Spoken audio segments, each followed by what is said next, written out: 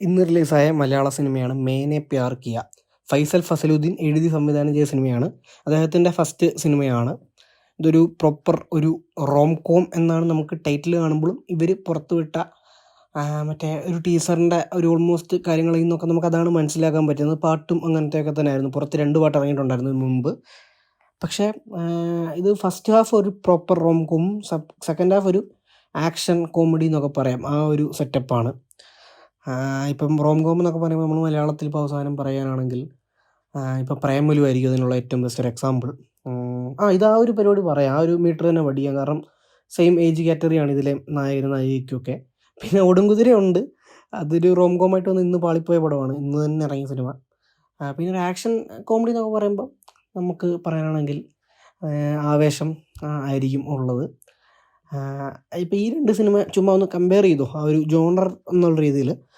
അപ്പം ഇത് ഏറ്റവും ടോപ്പ് നിൽക്കുന്ന സിനിമയാണ്. അപ്പോൾ ഈ രണ്ട് സിനിമകളുടെ ജോണർ നിങ്ങൾക്ക് മനസ്സിലായില്ല. അപ്പം അതായത് ആവേശമാണെങ്കിലും പ്രേമലു ആണല്ലോ. അപ്പോൾ ഈ ഒരു ജോണറിലുള്ള ഏറ്റവും മോശം സിനിമ കാണുമല്ലോ, ആ മോശം സിനിമയുടെ അത്രയും പോലും നിലവാരമില്ലാത്തൊരു സിനിമയാണ് മേനെ പ്യാർ കിയ. ഫസ്റ്റ് ഹാഫ് ആണെങ്കിലും ശരി, സെക്കൻഡ് ഹാഫ് ആണെങ്കിലും ശരി, തമ്മിൽ ഭേദം ഫസ്റ്റ് ഹാഫാണ്. കാരണം ഫസ്റ്റ് ഹാഫിൽ നമുക്ക് തലക്കൈ കൊടുത്ത് ഇതെന്തൊരു ക്രിഞ്ചാണ്, ഇതെന്താ കാലത്ത് നടക്കുന്ന പരിപാടിയാണെന്ന് നമ്മൾ തലക്കൈ കൊടുത്ത് ഇങ്ങനെ ഇരിക്കും. തുടക്കം തൊട്ട് തന്നെ ഇവരുടെ പെർഫോമൻസ്, ഹൃദുഹാരോൺ എനിക്ക് ഭയങ്കര ഇഷ്ടമുള്ള ആക്ടറാണ് പുള്ളി. മുറ, all we imagine as light, എനിക്ക് ഭയങ്കര ഇഷ്ടമുള്ള ആളാണ് പുള്ളി. നല്ല ആക്ടറായിട്ട് തോന്നിയിട്ടുള്ളതാണ്. പക്ഷേ ഇതിൽ പുള്ളി ഭയങ്കര കഷ്ടപ്പെടുന്ന പോലെ ഒന്ന് കോമഡി കളിക്കാനോ അല്ലെങ്കിൽ മറ്റേ ഇതൊരു സിനിമാറ്റിക് പരിപാടിയാണ്. അപ്പം പുള്ളി മറ്റേ ഇതിനു മുമ്പ് ചെയ്താക്കാൻ മറ്റേ നാച്ചുറലി ജീവിക്കുക സെറ്റപ്പാണ്. അപ്പം അതിൽ നിന്ന് മാറി ഒന്ന് അനങ്ങി ചെയ്യുന്ന കാര്യത്തിൽ ഒന്ന് കഷ്ടപ്പെടുന്ന പോലെ ഫീൽ ചെയ്തു. പിന്നെ കൂട്ടിന് ശ്രീകാന്ത് വെട്ടിയാർ, അർജു, മിഥൂട്ടി ഇവരെല്ലാം ഓക്കെ അല്ലാത്തതായിട്ടാണ് തോന്നിയത്. പിന്നെ നമ്മുടെ ആസിഫലിയുടെ അനിയൻ അഷ്കർ അലി, തമ്മിൽ ഭേദം പുള്ളി, എന്നാലും വലിയ കാര്യമൊന്നുമില്ല. നല്ലൊരു ഇപ്പം നായകൻ്റെ കാര്യം വിട്ടോ, അത് ഇൻ്റർവ്യൂവിൽ പുള്ളി പറയുന്നുണ്ട് ലാസ്റ്റ് മിനിറ്റിൽ പുള്ളിക്കടുത്ത് എത്തിയതാണ്. അപ്പോൾ പുള്ളി അത് സെലക്ട് ചെയ്തതിൽ എനിക്ക് ഒരു കുറ്റം പറയാൻ പറ്റില്ല. കാരണം പുള്ളി ചെയ്തതിൽ നിന്ന് ജോണർ കംപ്ലീറ്റ്ലി മാറ്റി ചെയ്യാൻ വേണ്ടി, എൻ്റർടൈനർ ചെയ്യാൻ വേണ്ടി ചെയ്തതാണ്. പക്ഷേ ഈ കൂടെയുള്ളവരുടെ കാസ്റ്റിംഗ് ഒക്കെ വളരെ മോശം. ഇപ്പോൾ എന്താണ് ഇപ്പോൾ മറ്റേ വാഴയിൽ ഹാഷിറും ഗ്യാങ്ങും വന്ന് അങ്ങനെ ഇത് കിട്ടിയെന്ന് കരുതി ഇവരുടെ വിചാരം എന്താണ്, മറ്റേ ഇവരെ ഇങ്ങനെ യൂട്യൂബിലുള്ള എല്ലാവരെയും കൊണ്ട് വന്ന ആൾ കയറുന്നു, ഒരു കാര്യവുമില്ല. എല്ലാവരും ഇപ്പം മിഥൂട്ടിയൊക്കെ മറ്റേ കുട്ടിയായിട്ട് കിടു ആക്കിയതാണ്. പക്ഷെ ഇതിലൊക്കെ പറ്റുന്നില്ല പുള്ളിയെ കൊണ്ടൊന്നും. ഓരോരുത്തർക്കും ഓരോ ലിമിറ്റേഷൻ ഉണ്ട്. ഞാനിപ്പോൾ കുട്ടിയുടെ കാര്യത്തിൽ മാത്രമല്ല, എല്ലാവരുടെയും കാര്യമാണ് പറയുന്നത്. ഇപ്പോൾ ഈ അർജുനാണെങ്കിലും ഒക്കെ നമ്മളപ്പോൾ ലിമിറ്റേഷൻ അറിഞ്ഞ് റോൾ കൊടുക്കുക, അല്ലെങ്കിൽ അതിനൊത്തൊരു ചെറിയ റോളൊക്കെ കൊടുക്കുക. ഈ ത്രൂ ഔട്ട് റോളൊക്കെ ഈ ഇങ്ങനത്തെ അഭിനയിക്കാൻ അറിയാത്തവർക്കൊക്കെ കൊടുക്കുന്നത് എന്തിനാണെന്ന് മനസ്സിലാവുന്നില്ല. പിന്നെ പറയുകയാണെങ്കിൽ അങ്ങനെ ഫസ്റ്റ് ഹാഫ് നമ്മളിങ്ങനെ കൈയും വെച്ച് ഇങ്ങനെ ഇരുന്ന് ക്രിഞ്ച് ആ രീതിയിൽ കാണും. പ്രീതി മുകുന്ദൻ ഞാൻ പറയാൻ മറന്നുപോയി. പ്രീതി മുകുന്ദൻ ഒന്നും ചെയ്യാനില്ല, സ്റ്റോൺ ഫേസ് ആണ്. ചുമ്മാ വന്നിട്ട് ഒറ്റ വാക്കിൽ തമിഴ് പറഞ്ഞു പോകുന്നു. ഡയലോഗും പഠിക്കേണ്ട ഒരു പണിയില്ലായിരുന്നു. ചുമ്മാ സെറ്റിലോട്ട് വന്ന് പൈസ മേടിച്ച് പോകേണ്ട കാര്യമുള്ളൂ പുള്ളിക്കാരി. ഒരു കാര്യവും ഇല്ല, ഒന്നും ചെയ്യാനില്ല. സെക്കൻഡ് ഹാഫിലോട്ട് വരുമ്പോൾ പിന്നെ കുറച്ച് ബ്ലഡൊക്കെ ദേഹത്ത് കുറച്ച് പറ്റിക്കണം എന്നല്ലാതെ വേറൊരു മെനക്കേടും പുള്ളിക്കാരിക്കില്ല. കുറച്ച് മേക്കപ്പ് ഇട്ട് നേരെ അങ്ങോട്ട് വന്നിട്ട് അത്രയും മാത്രമേ ഉള്ളൂ. പിന്നെ പുള്ളിക്കാരൻ ജിയോ ബേബിയായിട്ട് തന്നെ അഭിനയിച്ചിട്ടുണ്ട്. അതായത് ആ ഒരു പൊളിറ്റിക്സാണ് പറയാൻ നോക്കിയത്, പക്ഷെ അതൊന്നും ഏശിയിട്ടില്ല. മെയിൻ കഥയെന്ന് മറ്റേ ഉന്തിത്തള്ളി മാറി നിൽക്കുന്നൊരു അതൊരു നല്ല സാധനമൊക്കെ ആക്കാൻ പറ്റിയ സീനുകൾ ഇതിലുണ്ട്. സദാചാരത്തിന് സീനൊക്കെ ഉണ്ട്. പക്ഷേ ഞാൻ പറയില്ല, ഇത് മറ്റേ ഒരു സ്ഥലത്തുനിന്ന് പുറപ്പെടുകയും ചെയ്തു, എന്നാൽ എത്തേണ്ടിടത്ത് എത്തിയില്ല, നടുക്ക് വേറെ വഴിയിലൂടെയൊക്കെ പോയൊരു ഫീലായിരുന്നു സിനിമ മൊത്തം. ആദ്യം തന്നെ സെക്കൻഡ് ഹാഫാണ് കറക്റ്റ്. ഇത് എവിടെ തുടങ്ങി എവിടോട്ടാണ് സിനിമ പോയത്? ഒരു റോം കോമിൽ നിന്നൊരു ആക്ഷൻ കോമഡിയിലോട്ടൊക്കെ പോയി. അത് കുഴപ്പമില്ല, നമുക്ക് റൊമാൻസ്, കോമഡി, ക്രൈം ഈ മൂന്നും കൂടെ ബ്ലെൻഡ് ചെയ്തുള്ള സിനിമകളൊക്കെ ഹിറ്റായിട്ടുണ്ട്. പക്ഷേ ഇതിലാ ദിശയില്ല.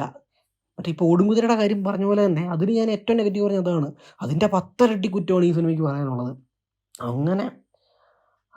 അങ്ങനെ ഇത് സെക്കൻഡ് ഹാഫിൽ കഥ എങ്ങോട്ടൊക്കെയോ പോയി, ഒരു കാര്യമില്ലാതെ എന്തൊക്കെയോ ഊളത്തരങ്ങൾ കാണിച്ച്, ഒരു ബന്ധമില്ലാതെ മറ്റേ ചുമ്മാ ഇതെന്താ ഇവിടെ മറ്റേ കേരളത്തിൽ കാണിക്കുമ്പോൾ പോലീസും മറ്റേതൊക്കെ ഉണ്ട്, തമിഴ്നാട്ടിൽ കാണിക്കുമ്പം അവിടെ പോലീസിലൊന്നുമില്ല, എല്ലാവരും വൃത്തികെട്ടന്മാർ, എന്ത് വേണമെങ്കിലും കാണിക്കുക, ആ ഒരു ലെവല്. ഇങ്ങനെ കാണിച്ചിട്ട് ഇപ്പോൾ ഇവിടെ മറ്റേ ഇന്നിറങ്ങിയ തന്നെ പരമസുന്ദരിയിൽ അതിൻ്റെ ട്രെയിലറൊക്കെ വന്നപ്പം ഇവിടെ കേരളത്തെ ഇങ്ങനെ കാണിച്ചു, അങ്ങനെ പറഞ്ഞിട്ട് കാര്യമില്ല. ഇത് നമ്മളൊരു സെൻസിൽ ചിന്തിക്കേണ്ട കാര്യമാണ്. അപ്പം എന്തൊക്കെ പറഞ്ഞാലും ഡയറക്ടറുടെ ഫ്രീഡമാണ്. പക്ഷേ നമുക്കൊരു കോമൺ സെൻസ് വേണ്ട ഇത് എങ്ങനെ ഇത് വിശ്വസനീയമായിട്ട് എടുക്കാമെന്നുള്ളതേ. ഒന്നുമില്ല, ഇത് ഏത് യൂണിവേഴ്സ് നടക്കുന്ന കഥയായിട്ടാണ് നമുക്ക് തോന്നുന്നത്. അങ്ങനെ ലാസ്റ്റൊക്കെ ആകുമ്പോൾ പിന്നെ ഫൈറ്റ്, അവസാനത്തെ ഒരു 20 മിനിറ്റ് ലോകേഷ് കൈദി റെഫറൻസ് ഒക്കെ പണ്ടിട്ട് ഉള്ള ഫൈറ്റാണ്. ഒരു ക്യാമിയോ ഒക്കെ ഉണ്ട് മലയാളത്തിലൊരു യങ് സ്റ്റാറിൻ്റെ. അതാണ് ഏറ്റവും കോമഡി. ചിരിച്ചൂപ്പാടുള്ളത്. അതായത് പുള്ളിയുടെ ഫൈറ്റ് പരിപാടിയാണ്. ഫൈറ്റൊക്കെ കൊള്ളായിരുന്നു. നമുക്ക് ആ ഒരു ഇടി കാണുമ്പോൾ തന്നെ ഇത് ആരാണ് മനസ്സിലാകും. അത് നല്ല രസത്തിൽ ഷൂട്ടിങ് ചെയ്തിട്ടുണ്ട് ആ ഫൈറ്റ്. അത് കഴിഞ്ഞിട്ട് പുള്ളി ഒരു ഡയലോഗ് പറയും, അന്ത ഏരിയ ഇന്ത ഏരിയ എന്ന് പറഞ്ഞൊരു ഡയലോഗ് പറയും. അത് കേട്ടപ്പോൾ സത്യം പറഞ്ഞാൽ സീറ്റിൽ നിന്ന് നമ്മളൊരു ഇച്ചിരി പൊങ്ങി ചിരിച്ചു പോയി. അമ്മാതിരി. അതായത് പുള്ളിയുടെ ആ ആക്ടർ തന്നെ ഏറ്റവും വലിയ പ്രശ്നമാണ് ഡയലോഗ് ഡെലിവറി ഇല്ലാത്തത്.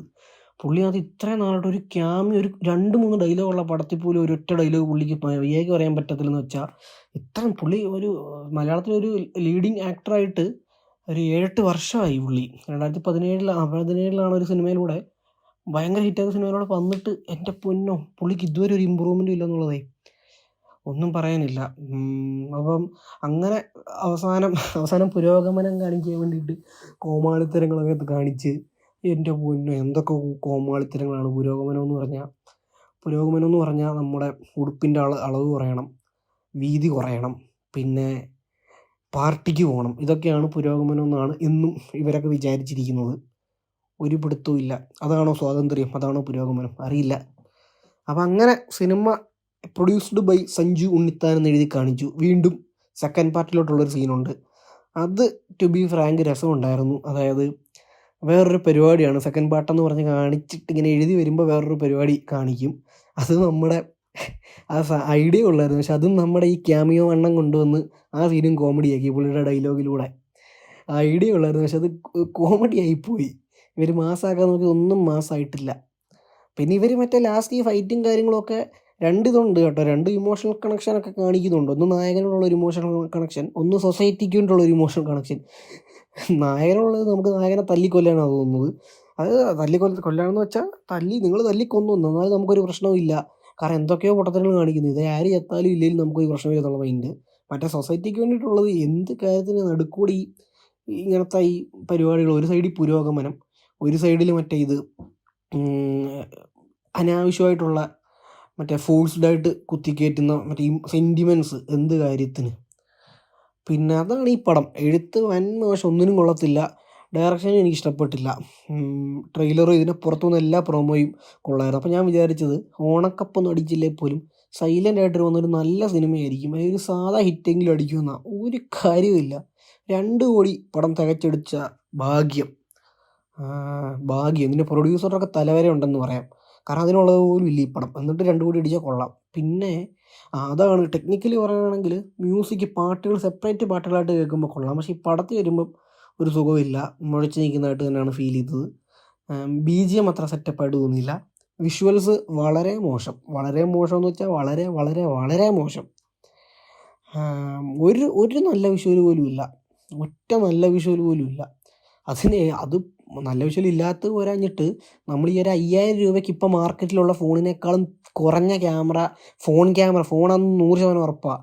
ഫോൺ ക്യാമറയിൽ ഷൂട്ട് ചെയ്ത കൂറ വിഷ്വൽസ്. ഇവരുടെ ടീമിൽ ഒരാളെടുക്ക് പോലും ഐഫോണോ അല്ലെങ്കിൽ മറ്റേ സാംസങ്ങിൻ്റെ കൂടി അല്ല നല്ല ക്യാമറ ഉള്ളൊരു ഫോണില്ലേ ഇവരോട് ആർക്കും. അപ്പോൾ ക്യാമറ മറ്റേ എക്യുപ്മെൻറ്റ്സ് മറ്റേ DSLR റെൻ്റ് എടുക്കാനില്ല എങ്കിൽ ഇവരുടനെ അതിനകത്ത് മറ്റേ പന്ന ഫോണിൽ ഇവർ മറ്റേ നമ്മൾ പണ്ടുള്ള ഡിജിറ്റൽ ക്യാമറ ഷൂട്ട് ചെയ്ത ടൈപ്പ് കുറച്ച് വിഷ്വൽസ്, അതൊക്കെ മറ്റേ സ്ക്രീനിൽ ഇങ്ങനെ ഇവർ മറ്റേ ചുമ്മാ ചെറിയ ഇതിൽ വരുമല്ലേ, അത് അപ്പോൾ ബിഗ് സ്ക്രീനിലോട്ട് വരുമ്പോൾ അത് മറ്റേ ഇതാക്കും, സൂമാക്കും. അപ്പോഴത്തേക്ക് ഇത് മറ്റേ ബ്ലറായിട്ടൊക്കെ. അയ്യോ, കോമൺ സെൻസ് ഇല്ലാത്തവരാണ് ഇവർ.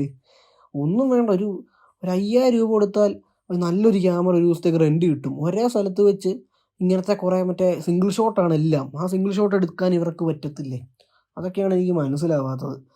അപ്പോൾ പ്രൊഡ്യൂസർ പൈസ തന്നില്ലെന്നുള്ള പരാതി ഭാവി പറഞ്ഞുകൊണ്ട് വരികയാണെങ്കിൽ നമുക്ക് ക്രൂ മെമ്പേഴ്സിനോടല്ല, അല്ലെ ഡയറക്ടറിൽ ഒരു ദിവസം ഒരു 2000-3000 രൂപ ഇല്ല ഒരു ക്യാമറമാനെ റെൻറ്റിന് എടുക്കാൻ വേണ്ടിയിട്ട്, നല്ല ക്യാമറ ഉള്ള ഒരാളെ. ഒരു പിടുത്തമില്ല. അങ്ങനെ മൊത്തത്തിൽ ഒടുങ്കുതിര പറഞ്ഞ പോലെ തന്നെ ഇത് ഒരു അൽഗുലിത്ത് പടമാണ്. ഇത് അൽഗുലിത്തല്ല, ഇതൊരു ക്രിഞ്ച്.